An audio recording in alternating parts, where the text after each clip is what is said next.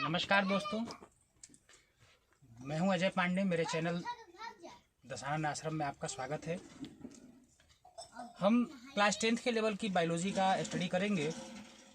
जैसा कि आप देख सकते हैं, हमने जो इस पे सिलेबस बनाया है ये इंग्लिश मीडियम और हिंदी मीडियम दोनों स्टूडेंट्स के लिए पढ़ने में आसानी हो, ऐसा ही हमने तैयार किया है, जिससे दोनों ही हिंदी मीडियम में भी पढ़ने वाले और इंग्लिश मीडियम में भी पढ़ने वाले आसानी से पढ़ सकें, समझ सकें। मित्रों, सबसे पहले हमें ये जान लेना आवश्यक है कि बायोलॉजी है क्या और इसकी आवश्यकता क्यों है, हम क्यों पढ़ते हैं बायोलॉजी। जैसा कि हम सभी देखते हैं कि प्लांट्स भी हैं, एनिमल्स भी हैं, तो सब में लाइफ है, जीवन है। बायो मीन्स लाइफ और लॉजी मीन्स इनका स्टडी। जीवन जहाँ है उनके बारे में स्टडी करना ही बायोलॉजी कहलाती है। वैसे तो बायोलॉजी का स्टडी हमारे भारत में प्राचीन कालों से होता आया है, आचार्य धन्वंतरी, आचार्य चरक, आचार्य सुश्रुत से लेकर और आज तक। परंतु बायोलॉजी को एज ए सब्जेक्ट इस्टेब्लिश करने का श्रेय एरिस्टोटल को जाता है, जिन्हें भारत में अरस्तु के नाम से जाना जाता है, ग्रीक के रहने वाले थे। बायोलॉजी एक ऐसा सब्जेक्ट है मित्रों, जिसे पढ़ने से हम कम से कम अपने शरीर के बारे में, प्लांट्स के बॉडी के बारे में, पूरे नेचर और इन्वायरमेंट के बारे में जान पाते हैं। और जहाँ तक जॉब की बात की जाए तो बायो पढ़ने के बाद जॉब के चांसेस बहुत ज़्यादा हैं। खैर, हम इसकी चर्चा नहीं करते हैं, हम आते हैं क्लास 10th के लेवल के बायोलॉजी पे। क्लास 10th के बायोलॉजी में पहला चैप्टर है लाइफ प्रोसेस। जैसा कि आप देख सकते हैं, हमने लिखा है यहाँ पे लाइफ प्रोसेस। हिंदी में इसे कहते हैं जीवन की प्रक्रियाएं। अब इंग्लिश मीडियम के जो स्टूडेंट्स हों वो इंग्लिश देखें, जो हिंदी मीडियम के हों वो हिंदी देखें। हमने दोनों के हिसाब से सिलेबस तैयार किया है। Life process, it means life survive करने के लिए जितनी सारी प्रोसेसेस हैं, उन सभी प्रोसेस को सम्मिलित रूप से एक ग्रुप में लाइफ प्रोसेस कहते हैं। जीवन को चलाने के लिए हमें जितने प्रक्रियाओं की आवश्यकता होती है, उन सभी प्रक्रियाओं को हम सामूहिक रूप से जीवन की प्रक्रियाएं कहते हैं। लाइफ प्रोसेस उन सभी थिंग्स में होती है, सभी वस्तुओं में होती है, सभी चीजों में होती है, सभी जीवों में होती हैं जिनमें जीवन है। अब जीवन किसमें है और किसमें नहीं है, इसका निर्धारण करना है। दोस्तों, आप देख सकते हैं कि जिनमें जीवन है उनमें कुछ कैरेक्टरिस्टिक यानी कुछ लक्षण विशेष होते हैं। जैसे जिनमें जीवन है, पहला लक्षण कि वो श्वसन करते हैं, यानी रेस्पिरेशन करते हैं, वो एनर्जी बनाते हैं, एनर्जी को यूटिलाइज करते हैं। पहला लक्षण, पहला कैरेक्टरिस्टिक। दूसरा लक्षण है रिप्रोडक्शन, यानी जितने जीवन वाले हैं, जिनमें जीवन है, वो रिप्रोडक्शन करते हैं, यानी उनमें प्रजनन होता है। वो बिल्कुल अपने ही जैसे अपनी ऑफ स्प्रिंग्स, अपनी संतानें छोड़ जाते हैं, बनाते हैं।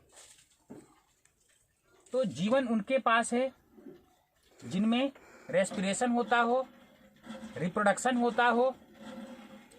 अब बात करते हैं मूवमेंट्स की। तो जैसा कि आप जानते हैं, मूवमेंट्स मतलब चलना, गति होना। तो मूवमेंट्स भी एक लाइफ का कैरेक्टरिस्टिक है, लक्षण है। तो मूवमेंट्स एनिमल में तो आप साफ देख सकते हैं, लेकिन ये दो चीजें हैं, मूवमेंट्स एंड ट्रांसलोकेशन। अगर पूरी बॉडी एक स्थान से दूसरे स्थान तक रिप्लेस हो जाती है तो इसे हम कहते हैं ट्रांसलोकेशन।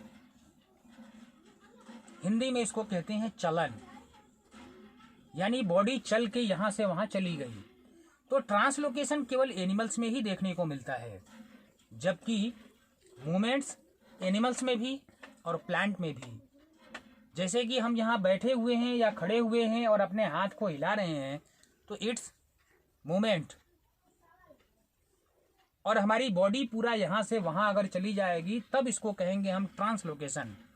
तो प्लांट्स में ट्रांसलोकेशन तो नहीं होता, लेकिन प्लांट्स में मूवमेंट्स होते हैं। आपने देखा होगा कि जड़ें जो हैं, रूट्स, हमेशा ग्रेविटी की ओर मूव करती हैं और स्टेम हमेशा अपोजिट टू ग्रेविटी मूव करता है। प्लांट में ग्रोथ होती है। प्लांट कभी आप देखे होंगे, अगर वन साइड से लाइट आ रही होगी तो प्लांट लाइट की ओर मूव करते हैं, टुवर्ड लाइट। फोटोट्रॉपिक मूवमेंट कहा जाता है इसको प्लांट्स में। तो ये मूवमेंट्स हैं। ट्रांसलोकेशन अलग चीज है, मूवमेंट्स अलग चीज है। तो मूवमेंट्स लिविंग थिंग्स का एक कैरेक्टरिस्टिक है। ट्रांसलोकेशन केवल एनिमल्स में होता है, बट मूवमेंट्स एनिमल्स में भी होता है और प्लांट्स में भी होता है। तो मूवमेंट्स को हम कह सकते हैं कि ये भी लाइफ का एक कैरेक्टरिस्टिक है, लक्षण है। अब बात करते हैं लाइफ प्रोसेस की। तो लाइफ प्रोसेस, इस पूरे लाइफ को सरवाइव करने के लिए जो प्रोसेसेस हैं, जो प्रक्रियाएं हैं जो चलती हैं लिविंग ऑर्गेनिज्म के बॉडी में, जो प्रोसेस चलते रहते हैं, जो नेसेसरी हैं लाइफ को सरवाइव करने के लिए, लाइफ को जीने के लिए, लाइफ को चलाने के लिए, तो उसे कहते हैं हम लाइफ प्रोसेसेस, यानी जीवन की प्रक्रियाएं। जीवन की प्रक्रियाएं में, लाइफ प्रोसेस में सबसे पहला, सबसे नेसेसरी जो पार्ट है वो क्या है? न्यूट्रिशन। वो क्या है? न्यूट्रिशन। हिंदी में कहते हैं इसको पोषण। न्यूट्रिशन। न्यूट्रिशन क्या है? किसी भी ऑर्गेनिज्म को लाइफ सरवाइव करने के लिए, यानी किसी भी सजीव को अपना जीवन जीने के लिए एनर्जी की आवश्यकता होती है। एनर्जी यानी ऊर्जा की आवश्यकता होती है। अब बाहर से न्यूट्रिएंट्स को, पोषक तत्वों को लेना, उसे एनर्जी में यूटिलाइज करना, सेल तक के सारी प्रोसेस को हम न्यूट्रिशन कहते हैं। यानी न्यूट्रिएंट्स को एब्जॉर्ब करना, बॉडी के अंदर लेना, फिर उसको एनर्जी में यूटिलाइज करना, इन सारे प्रोसेस को, न्यूट्रिएंट को लेने से लेकर और एनर्जी में यूटिलाइज होने तक के पूरे प्रोसेस को कहेंगे हम न्यूट्रिशन। अब न्यूट्रिशन जो है मेनली 2 टाइप्स का होता है। जैसा कि आप देख सकते हैं, हमने यहां लिखा है, पहला है ऑटोट्रॉपिक न्यूट्रिशन, स्वपोषण। दूसरा है हेटेरोट्रॉपिक न्यूट्रिशन, विषम पोषण। Autotrophic nutrition, autotrophic nutrition means कोई भी ऑर्गेनिज्म यदि अपने लिए फूड सेल्फ बना ले, यानी अपने से स्वयं अपना भोजन बना ले, तो ऐसे टाइप के न्यूट्रिशन को कहेंगे हम ऑटोट्रॉपिक्स न्यूट्रिशन, यानी स्वपोषण। Such as all green plants, जितने हरे पौधे हैं, जितने ग्रीन प्लांट्स हैं, वो सभी अपना फूड स्वयं बना लेते हैं by the process of photosynthesis. प्रकाश संश्लेषण के प्रोसेस के द्वारा ये अपना भोजन खुद से बना लेते हैं। तो ये हैं ऑटोट्रॉपिक न्यूट्रिशन, यानी स्वपोषण। इन्हें किसी दूसरे के सहारे की आवश्यकता नहीं है, ये दूसरे पे डिपेंड नहीं है न्यूट्रिशन के लिए, ये अपना न्यूट्रिशन खुद से बनाते हैं। इसलिए इन्हें क्या कहा जाता है? Autotrophic nutrition. क्योंकि 10th के लेवल में इतना ही है। अगर हम आगे पढ़ेंगे तो मित्रों, इसमें ऑटोट्रॉपिक न्यूट्रिशन में 2 तरह से होता है, एक फोटोट्रॉपिक और दूसरा होता है कीमोट्रॉपिक। कुछ बैक्टीरिया जो होते हैं वो केमिकल प्रोसेस द्वारा एनर्जी बनाते हैं, उसको कहते हैं हम कीमोट्रॉपिक न्यूट्रिशन। वो 10th के लेवल में नहीं है, इसलिए हमने नहीं लिखा है। आगे बढ़ते हैं। हेटेरोट्रॉपिक, ऐसे ऑर्गेनिज्म जो न्यूट्रिशन के लिए किसी दूसरे पर डिपेंड हो, उसको कहा जाएगा हेटेरोट्रॉपिक न्यूट्रिशन। हेटेरोट्रॉपिक न्यूट्रिशन जो खुद से अपने लिए न्यूट्रिएंट्स नहीं बना सकते, वो न्यूट्रिएंट्स के लिए किसी दूसरे पर डिपेंड है। दूसरे मीन्स प्लांट्स पे।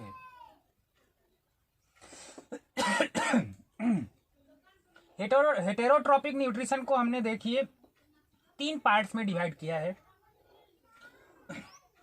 Holozoic, parasitism, saprophytic. जंतु संभोजी, परजीविता, मृतोपजीवी। सबसे पहले होलोजोइक न्यूट्रिशन को देखते हैं।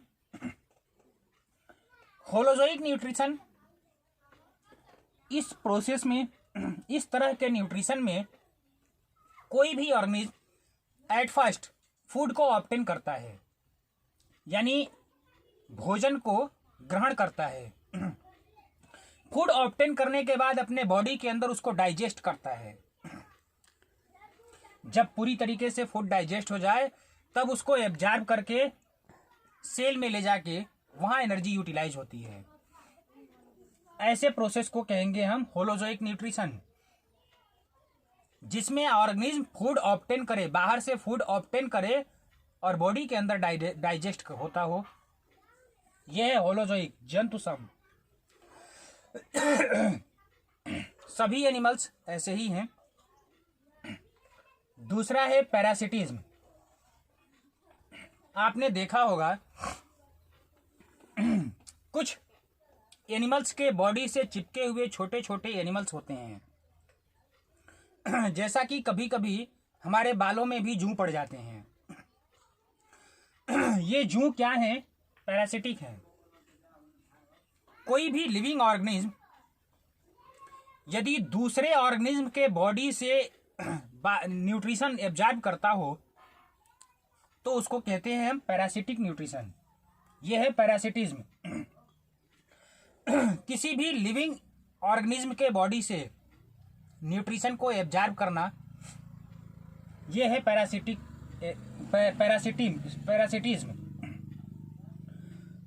अब तीसरा है सेप्रोफाइटिक मोड ऑफ न्यूट्रिशन, यानी मृतोपजीवी। ये क्या करते हैं कि ये फूड के ऊपर एंजाइम सेक्रेट करते हैं। फूड के ऊपर अपने एंजाइम सेक्रेट करते हैं और अपने बॉडी के बाहर ही पूरे फूड को डाइजेस्ट कर देते हैं। और डाइजेस्ट होने के बाद उसमें से केवल न्यूट्रिएंट्स को एब्जॉर्ब करते हैं। इन्हें कहा जाता है saprophytic mode of nutrition. Such as mostly जितने फंगी हैं वो सभी सेप्रोफाइटिक हैं। ये किसी भी डेड, मरे हुए लिविंग ऑर्गेनिज्म के बॉडी को डिकम्पोज करते हैं, यानी उस सेल के, उस मरे हुए बॉडी के बाहर एंजाइम सेक्रेट करते हैं। वो पूरी एंजाइम पूरी बॉडी डिकम्पोज होती है और तब उसमें से सारे मॉलिक्यूल्स अलग अलग हो जाते हैं। उन मॉलिक्यूल्स में से केवल न्यूट्रिएंट्स को ये एब्जॉर्ब करते हैं। ये है सेप्रोफाइटिक मोड ऑफ न्यूट्रिशन। इस तरह से आज हमने पढ़ा न्यूट्रिशन। दोस्तों, कल फिर हम स्टार्ट करेंगे ऑटोट्रोपिक मोड ऑफ न्यूट्रिशन से। इसको हम डिटेल में पढ़ेंगे कि ये प्रोसेस कैसे होता है। हम आशा करते हैं आप लोग हमारे चैनल को ज़्यादा से ज़्यादा सब्सक्राइब करेंगे और लाइक्स देंगे। अगर पसंद आए तो कमेंट्स भी लिखिएगा। तब तक के लिए धन्यवाद। नमस्कार।